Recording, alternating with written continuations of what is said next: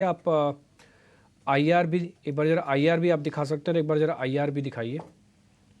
IRB, IRB infra के नाम से एक जुड़ी हुई कंपनी होगी। स्क्रीन पर अगर आईआरबी इंफ्रा 3.5% अभी ऊपर आ गया है। एक बार कपिल आप इसको चेक करेंगे, आईआरबी को कोई ट्रेड बनता है तो जरा बताइए, फिर और शेयर पता करता हूँ।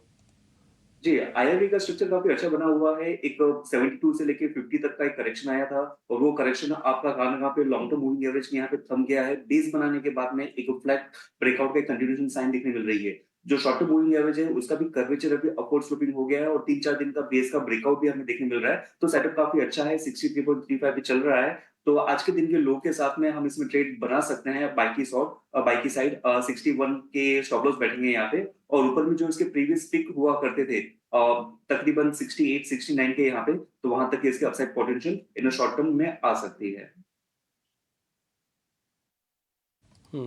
एक शेयर आपको हमने कल और नोटिस करवाया था, उस शेयर का नाम था एस एक्शन कंस्ट्रक्शन के नाम से। आपको ध्यान होगा, कल अगर कोई पैनल में होगा तो उसको तो अच्छे से याद ही होगा कि इसके बारे में हम जिक्र भी कर रहे थे। एक बार आपकी रिकमेंडेशन चाहिए कुछ, ज़रा आप इसको चेक कीजिएगा। एस एक्शन कंस्ट्रक्शन 5% आज फिर से ऊपर है। और डिम्पी इंसिडेंटली ये स्टॉक आपने मुझसे ही पूछा था कल और हमने ये कहा था कि बिल्कुल इसमें बने रहें पोजिशनली। यहाँ पे 1800 तक के जो लेवल्स हैं ये एज अ टारगेट एक्ट करेंगे। अब अगर आप देखें तो जो कल का मूव था और जो आज का फॉलो थ्रू है ये उस टारगेट के करीब स्टॉक को ऑलरेडी लेके जा रहा है। तो दोनों के लिए यहाँ पे बाय करने की या बने रहने की सलाह रहेगी। एक जिनके पास ऑलरेडी हो अब अपना जो ट्रेलिंग स्टॉप लॉस है उसे 1600 का कर दें। जो फ्रेश बाय करना चाहते हो वो भी 1600 के स्टॉप लॉस से 1800 तक के टारगेट के लिए यहाँ पे एक बाइंग इनिशिएट कर सकते हैं। स्टॉक में एक पॉजिटिव बायस के साथ जो कंसोलिडेशन चल रहा था उसका कल बहुत ही स्ट्रॉन्ग वॉल्यूम बैक ब्रेकआउट आया है और वेरी कंस्ट्रक्टिवली स्ट्रॉन्ग अपमूव हम आज भी फॉलो थ्रू होते हुए देख रहे हैं। तो एस में फ्रेश पोजीशन भी ले सकते हैं और जिनकी एग्जिस्टिंग पोजीशन हो बिल्कुल बने रहें। में फिलहाल बने रहने की सलाह मिल रही है। इस बीच कुछ और काउंटर्स पे नज़र डालें और अभिषेक एक बार, क्योंकि ये पूरी समर रिलेटेड थीम आज मार्केट का फ्लेवर है, एक्साइट पे आपका क्या नज़रिया है? क्योंकि कुछ दिनों पहले जहाँ तक मुझे याद है JP मॉर्गन की एक रिपोर्ट आई थी जहाँ पे उनका ये कहना था कि जिस तरीके की भीषण गर्मी देखने को मिल सकती है इस थीम को नज़र में रखते हुए जितनी भी इन्वर्टर बैटरी मैन्युफैक्चरर्स हैं जैसे कि एक्साइड और अमारा राजा, यहाँ पे भी आप नज़र रखिएगा।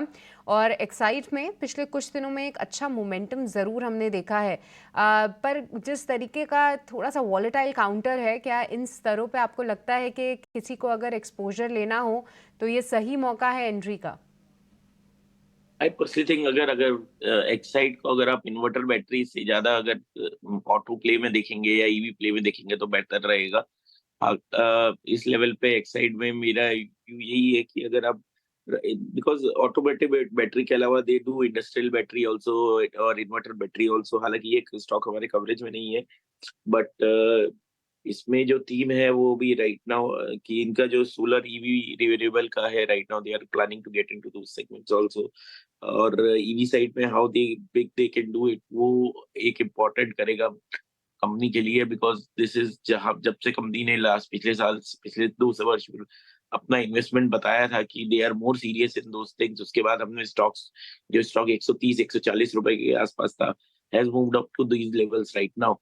तो आप सेंटिमेंटली हो सकता है कि there will be some positives but I think incremental offtake may not be that great because just because of the battery segment, because ये जो सेगमेंट है वहां पे अनऑर्गेनाइज प्लेयर्स काफी ज्यादा खरीदे जाते हैं जो आप बैटरी सेगमेंट, और वहां पे brand loyalty is not something which is there right now. I think I would, अगर मेरे को एक्साइड लेना ही है मैं 200 नीचे के लेवल पे एज ए ऑटोमोटिव प्ले और as a EV play I will be more interested in buying Excite. ठीक है।